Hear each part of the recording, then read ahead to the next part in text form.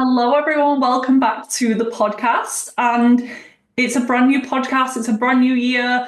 Is it a brand new you? Who knows? I don't know how much you've stuck to your New Year's resolutions so far, but today's episode is going to be sharing 10 mindset shifts that will help you to achieve these goals that you have, whether they're health goals or financial goals, career goals, personal goals, anything that you want to work on in 2025.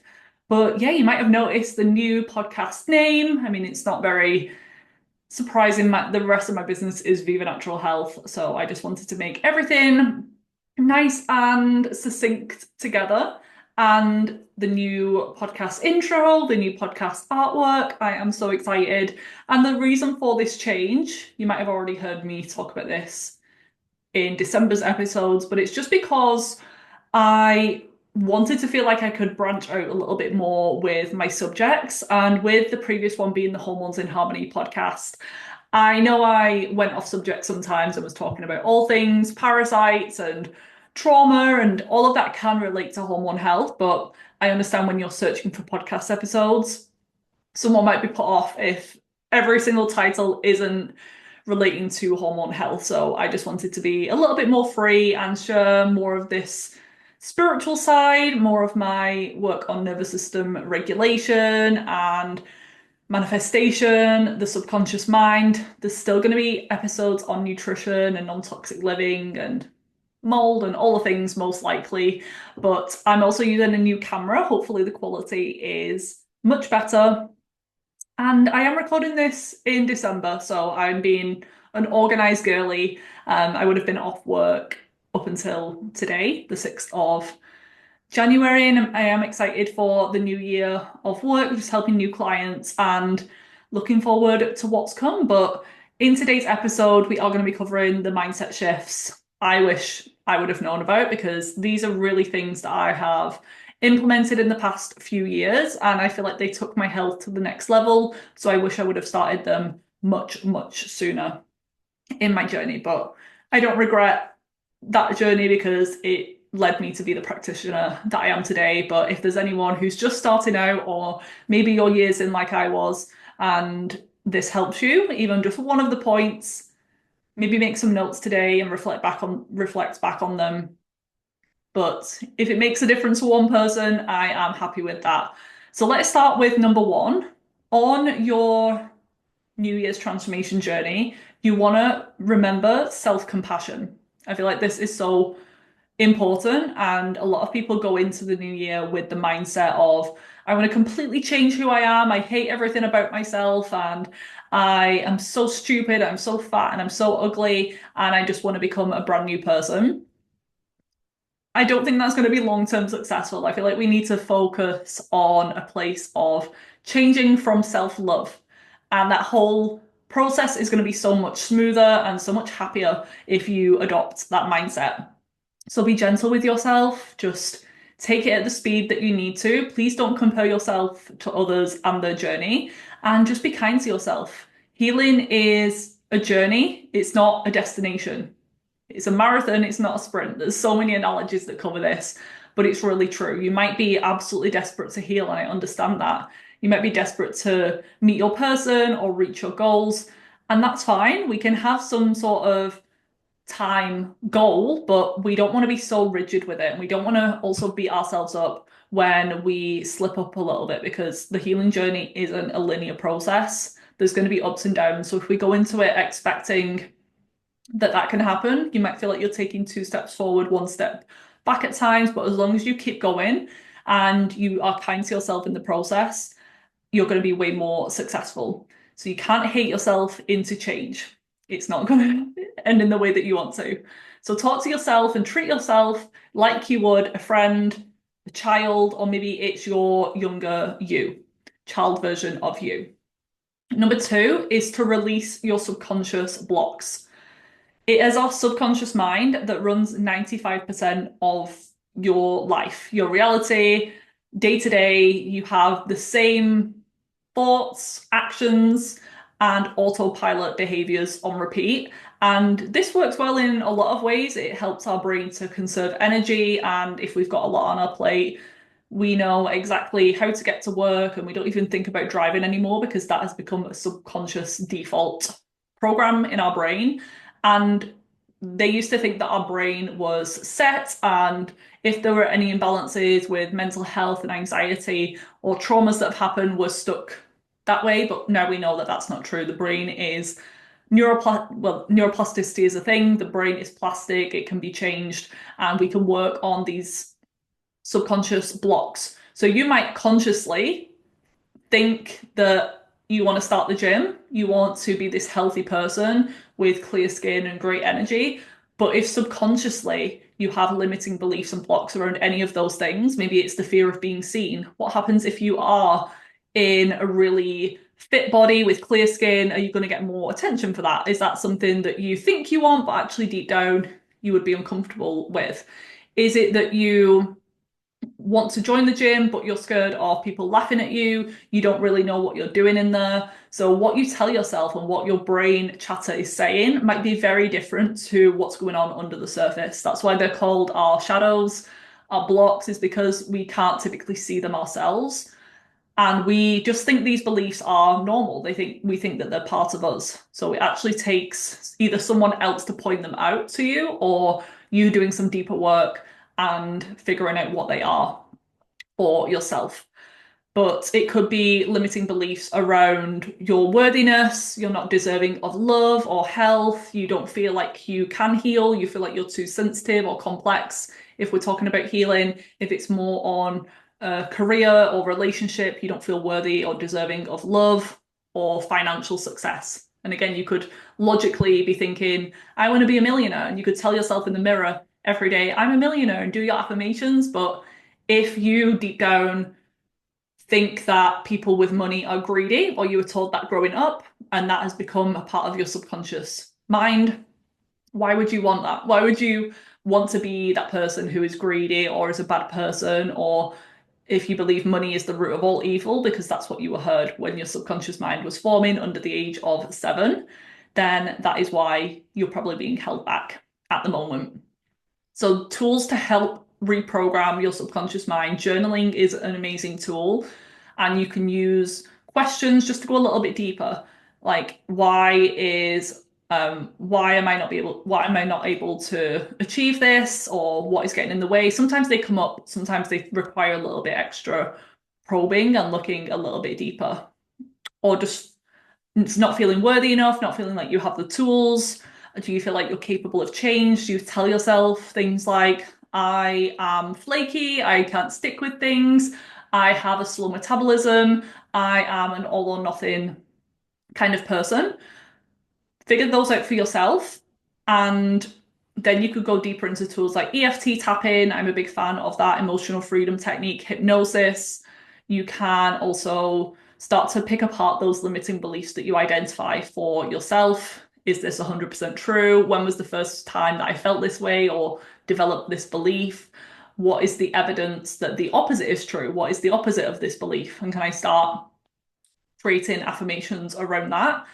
Maybe affirmations alongside hypnosis or tapping for a little extra combination. Number 3 is to shift your mindset from one of scarcity to one of abundance. Instead of focusing on your journey, what you're giving up on, focus on what you're gaining. So coming back to health again, because a lot of people have health resolutions in the new year. If you're thinking of all of the things that you're gonna miss out on, all of the nights out with your friends when they're going out drinking, all of the takeaways, all of the big luxurious meals and trips out, your body isn't going to want to do that because you're making it seem like this really boring, difficult challenge. Instead, let's focus on all of the things that you are going to get in return. Let's focus on all of the amazing foods that you can eat rather than all of the things that you're going to have to cut out. Maybe crowd out the junk food to begin with more healthy things. Maybe, yeah, focusing on the energy that you're going to gain, the clear skin and how much confidence that's going to bring you. And on trips, maybe you're going abroad now and you just spend the week drinking and eating crap and not feeling good. you could still go on holiday, but you can actually enjoy them more when you're feeling vibrant and confident in your skin, in a bathing suit. We also should be focusing more on high vibration emotions during our healing journey because that is going to attract more of the same into our reality. Some of the highest vibration emotions and frequencies are love and gratitude. So if currently you are focused on scarcity, you don't think you're ever going to get better, you have worst case scenario thinking, you catastrophize all the time, you tell yourself you're never going to be able to heal, you start looking at Facebook groups and all of these people in there who are in victim mentality as well and are just feeling hopeless and despair. Those are some of they're not bad emotions, but there's some lower frequency emotions, and you're actually just going to attract more of that in to your reality. So if you're wanting to manifest an abundance of energy or money right now, if you're not seeing that in your 3D reality just yet, where else can you start to feel abundance? What else can you be grateful for at the moment? Is it an abundance of fresh air? Is it an abundance of love from your family or your pet? Is it an abundance of food in your fridge? If you start to appreciate those things, you will find that abundance in other forms, in health, in finances, whatever it is going to come a lot more easily. So just know that the universe is here to support you. If you set those intentions and you work with it, you can't just pray and manifest and not actually take action. It requires a little bit of both, but just know that you are completely supported and healing is absolutely possible. Number 4 is to embrace small, consistent change rather than these huge overhauls that typically don't last that long, especially if you've not set up your identity and your subconscious mind to hold that. Healing is all about small, consistent actions, and they should be long-term sustainable too. We don't want to just make all of these changes and it lasts about 2 weeks and then you go back to how you were living before. You want to be able to, even if it takes you much longer to actually get to that place, go slowly, but make sure everything is achievable, it's something that fits into your lifestyle and something that you can stick with. You might not have to stick with everything long term because your body can handle other things on its own. It might not need as many supplements. It might not need as rigid of a diet or sleep schedule or workout schedule long term. But you want it to be doable long term so that you don't just heal and then go back to how you were living because it's just completely unsustainable.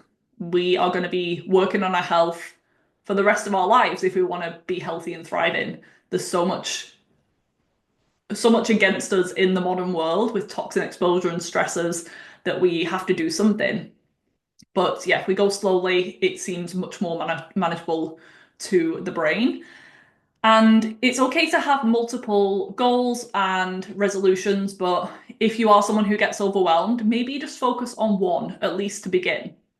What is the one on your list that is the most desirable, the most exciting for you right now? And if you knew that reaching that goal was inevitable, which one would you choose? And focus on that one, create an action plan, and start to get to work. This will probably mean that you get on a nice positive spiral and the other goals become a lot easier because it's not like you're trying to put your energy into 10 different things. You're putting 100% of your energy into one. And then when you start to see the results, you'll think, oh, amazing. I now feel like this is second nature. Let me start on number 2 on the list. What is the lowest hanging fruit that you can easily change? If you are someone, let's say, currently sedentary, you're not exercising at all, you have an office job, you are overweight, you struggle with pain, and as your New Year's resolution, you write that you want to go to the gym, do 5 classes a week, you want to go on a ketogenic diet too, and walk 10,000 steps every single day. Absolutely possible. If you want to go for that and you really believe that you can and you've got the systems in place, it is possible and you can achieve that. But I think it would probably be more effective to start with 1 or 2 things to begin because we don't want you to get overwhelmed and then just stop completely because that is going to end up in failure and nothing's going to get achieved.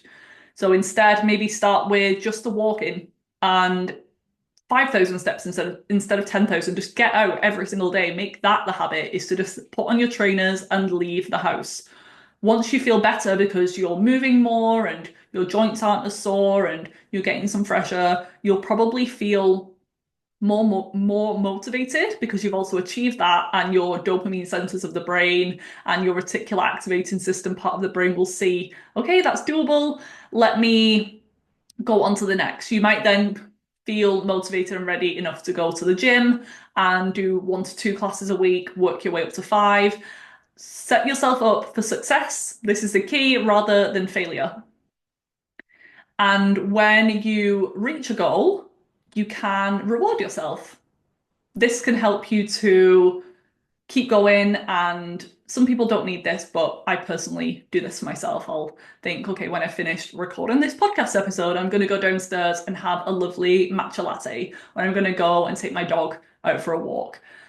I don't think that's a problem. It's when we're treating ourselves with chocolate cakes and drugs and alcohol. I think that's more of the problem. So if you want to have a little treat to keep you motivated, I think that is absolutely fine. Number 5 is to trust your intuition. Your body has this innate wisdom and this gut feeling. Some people feel it in the gut, some people feel it as a knowing, a sensing. It's completely different person to person. But I tell this to even my clients.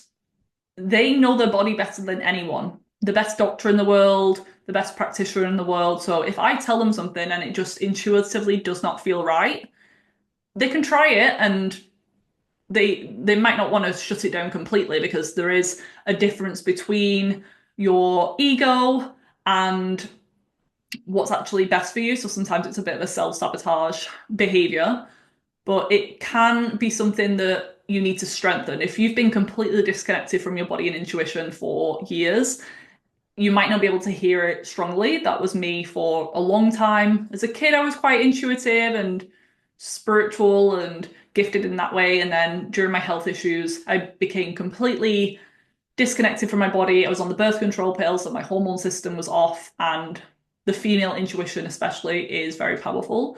If you have poor gut health, if you've been on medications, if you've got adrenal issues, mineral imbalances, if your health is off, then your intuition is probably off as well.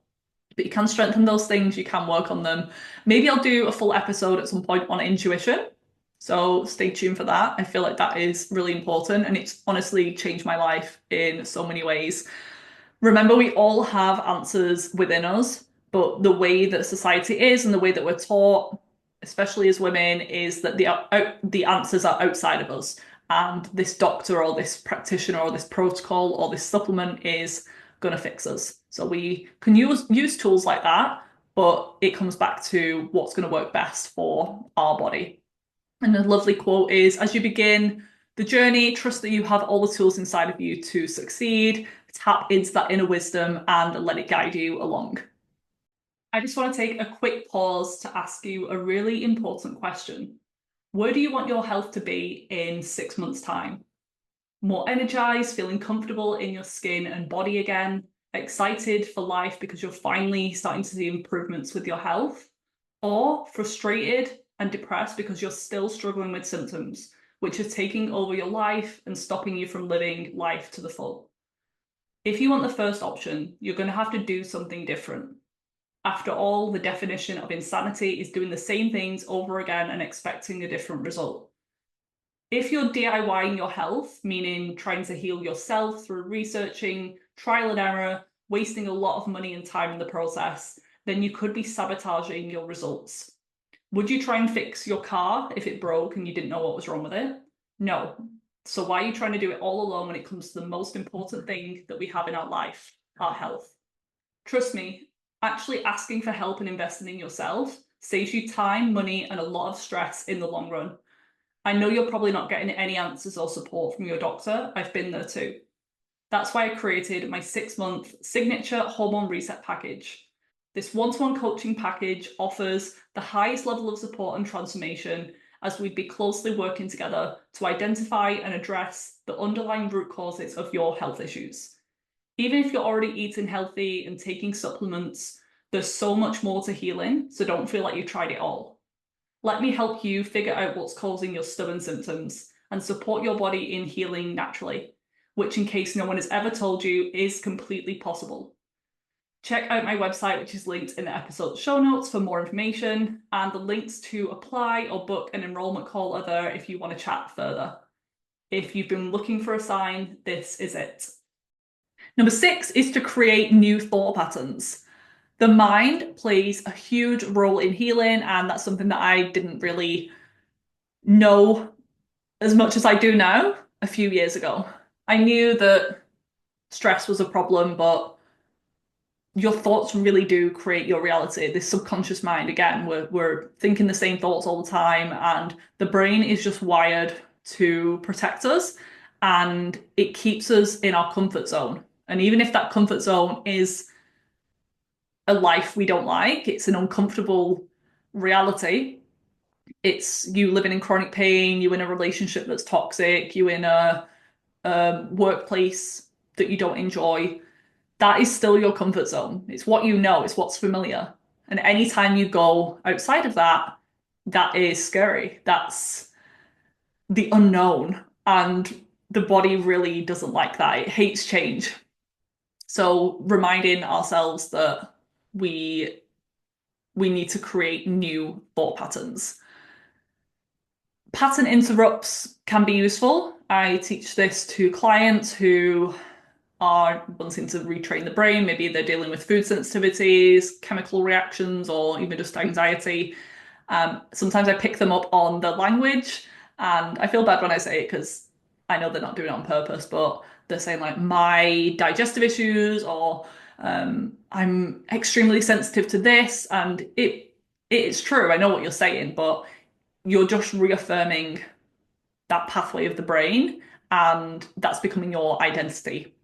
We don't want to become identified and resonate so strongly with our diagnosis or our symptoms. We want to keep them separate. Instead of saying my fill in the blank, my stomachache, my PCOS, my acne, my pain, it's the problem or this anxiety that I'm experiencing. It's not I'm an anxious person, it's something that's happening temporarily to me. So a pattern interrupt can help with unhelpful or unwanted beliefs, thought patterns, and it could be something like cancel clear, or you could squeeze your hands a little bit. We just want to do something to disrupt that automatic pathway that's firing and probably has fired thousands and thousands, if not millions of times over the years.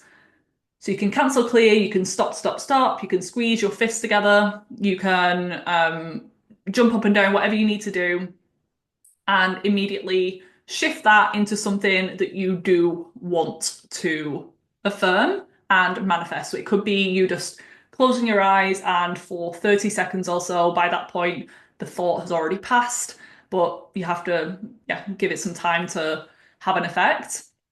So you might want to close your eyes and think of something that you're grateful for and really build up that feeling inside. Or you could look outside, out the window for 30 seconds and just find 3 things that are red, or 3 sounds that you can hear, or how many things are blue outside.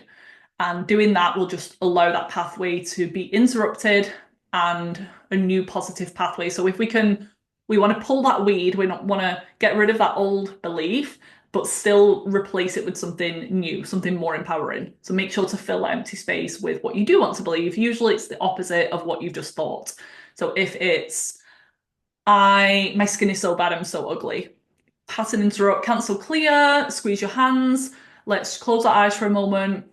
Let's really feel how grateful we are for our health today and feeling all of those lovely, happy feelings. So grateful for the lovely weather today and my family and a nice interaction that I just had.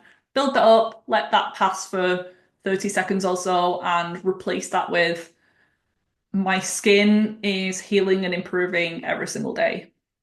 Or I'm learning to love my skin. If you saying my skin is clear and beautiful just doesn't resonate with you and you're automatically like, no, I don't feel that. You can say things like, I'm learning to love, or I'm learning to appreciate my skin. That might feel a little bit better. It's kind of a bridge affirmation, and it will take repetition for this to stick. So you're not going to do it one time and you're a new person. It's taken a while to get that pathway built in. So it'll take a while for it to get built out, but it can happen. So affirm your health every day. Speak to yourself as you would this friend, this child, this younger version of yourself. Be your own best friend, be your own biggest cheerleader. Some of the things that you say to yourself, you would not say to a friend. It's pretty crazy what goes on inside of our head, and be also mindful of the language that you're using within your thoughts, but also what you're saying out loud. One of my favorite quotes is from Tony Robbins, and it's something like, the greatest desire of the human personality is to stay consistent with the identity that we have for ourselves. So if you tell yourself that you're an anxious person, you're always late, you have endometriosis, you're reaffirming this to yourself every day, and the pathway is growing stronger. So to find out what your identity is, this might be surprising, but it's whatever follows I am or I have. So I am an anxious person. I have a slow metabolism. I am someone who X. Maybe make a list after this episode and see what comes up for yourself. Number 7 is to align your habits with your health goals, which might seem obvious, but you would be surprised. And it will take you every day, maybe in the morning would be a perfect time, is to remind yourself what your goals are. Because day-to-day life gets in the way, we get distracted, and we actually forget what we're working towards, and we fall back into old patterns. So it might require some organization and planning. It does touch on that identity piece I just mentioned, but it could be very simple. We've heard it all before. If you want to get into a regular workout routine, lay your clothes out the night before. So that is one less decision that you have to make. The next morning, you're going to save time and it's ready to go first thing. Prep your lunch the day ahead so it's ready to go and easier for you to grab and go rather than buy a takeaway at lunchtime. Make it so easy for yourself. So you know your routine better than me. So maybe sit down and take some time to see what gets in the way. What are your typical roadblocks and what can you do to combat that? It could be scheduling your weekly food delivery, ordering supplements at the start of the month, and then each week sectioning them out into what you need to take every day in little pill boxes. So it's done once and you don't have to think about it again. So it requires a little bit of this masculine structure, but then that allows you to be a little bit more free throughout the week and not be in your head so constantly. So healing is about every single day reminding yourself of your goals, both short term and long term. And does this habit, does this behavior, does this thought align with that person that I want to become? And it's not that we want to become a new person, it's that we want to become this higher version of ourselves, this upgraded dream version of ourselves. So what would a healthy person do in this situation? Would my higher self behave in this way? Would they decide to do this thing? Start showing up as that person now. Literally become that person in your day-to-day, and that is how we change our lives. Number 8, we're almost there, is to let go of perfection. Healing isn't about perfection, it's about progress. There's a time and a place for a bit more of a strict protocol, and certain conditions or healing plans might require you to go 100% strict gluten-free, or make sure that you take your supplements every single morning in order to see a difference. And you skipping that day could interfere with your progress, definitely. But for the majority of people, it can come down to, at least eventually, this 80-20 way of living, where we do the best and take care of ourselves and eat organic and have these blood sugar balance meals 80% of the time. And then there's that room then for the 20% where we're on holiday or it's the weekend and we can be a little bit more relaxed. The analogy that I like to give to clients is like a bank account. So the more I always get them mixed up. The more deposits you make, the more money and inputs you put into your account. That'll mean that you then have the reserve, you have the money to withdraw during times that you need it. So the more good behaviors, the more positive habits you put in, it'll mean that then when you do want that bit of ice cream, you want to have a late night, you want to skip the gym, you have more to pull from. The problem comes when you're trying to withdraw, but there's no good habits and no money in the account. So we want to avoid the all or nothing mentality that used to be me. I'd be doing so good and so clean with my diet early on, and then I'd have a chocolate bar or something I shouldn't have eaten, and I'd be like, I'll start Monday, try again next week. We want to stop that mentality. Just get back on track. Otherwise, you're wasting so much time and opportunities to make positive changes.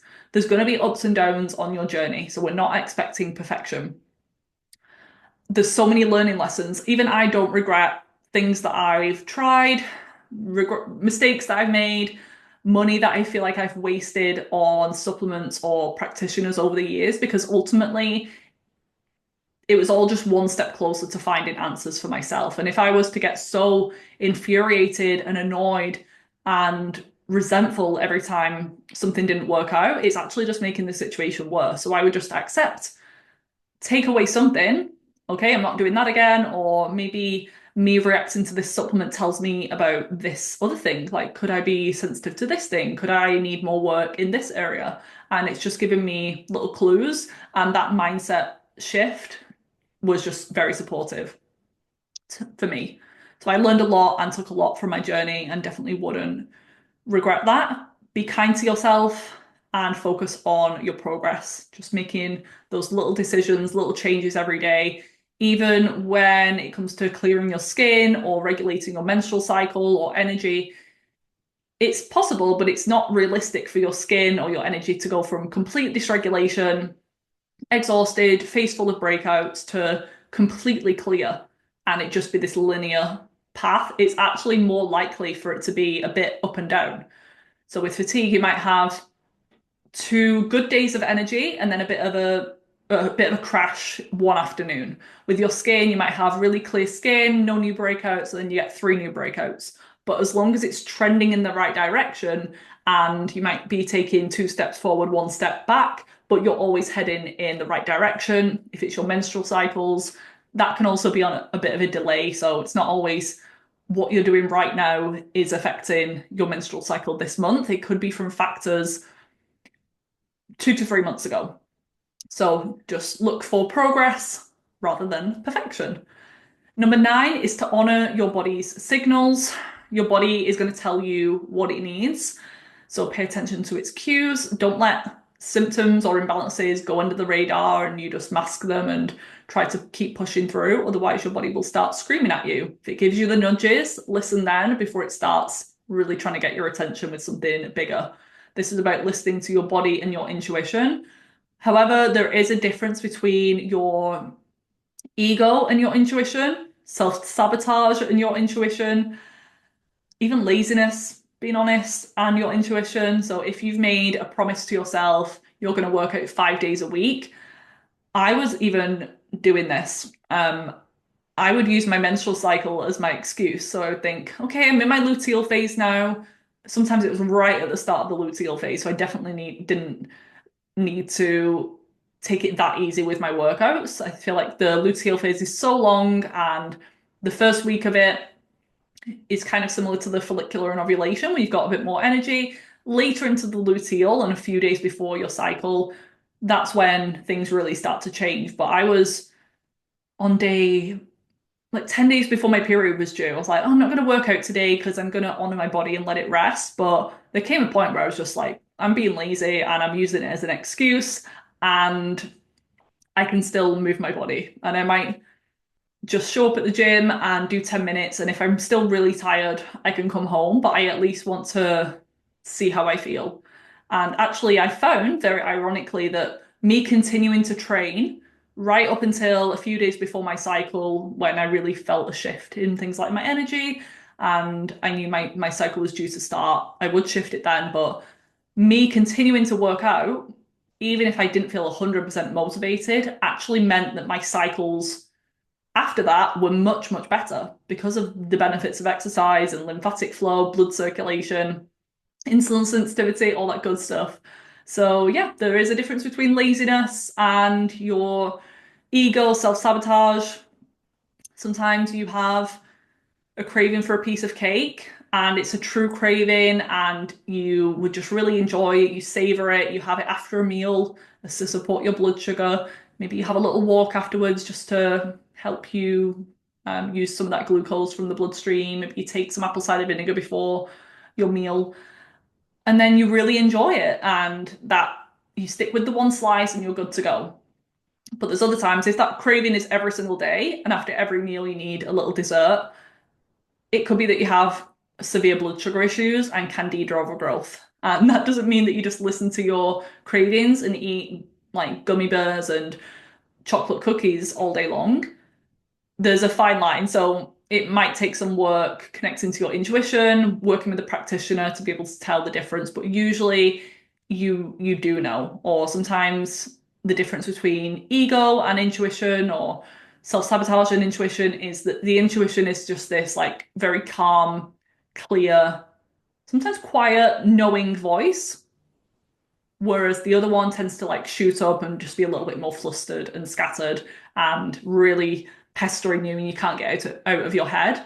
Whereas if you just sit for a moment, you can even use tools like pendulums or muscle testing to figure it out, or just seeing whether something makes you feel more expanded versus closed off. So when I think about going to the gym tomorrow, and you could do this on the day, it could be asking yourself what you want to eat for dinner.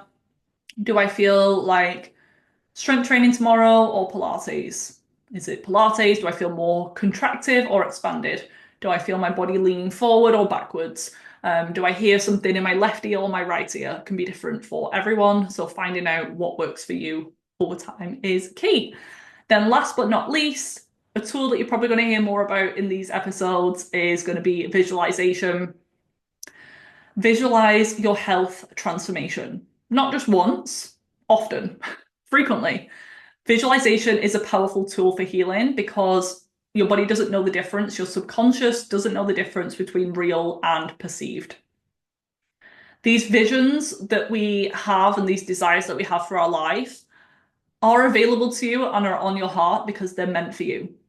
We all have different dreams and desires for a reason. Some people want to look one way, some people want to look another way. They want to be really muscular, some people want to be leaner, some people want to work as a baker, some people want to be a writer, some people want to work as an accountant, and that's their dream job. And it's just a glimpse into your future. So if you aren't great at visualizing, you can also just tap into the feeling, but you can, with practice, train yourself to be better at visualization. So don't rule it out completely. Such a powerful tool, one that I've used personally on my healing journey. They have done studies on visualization and have used it for sports and people like athletes, people who are just visualizing themselves hitting the tennis ball or kicking the football into the goal. The body, the muscles activate in the same way as if they were actually doing it. And they're just sat on the chair visualizing.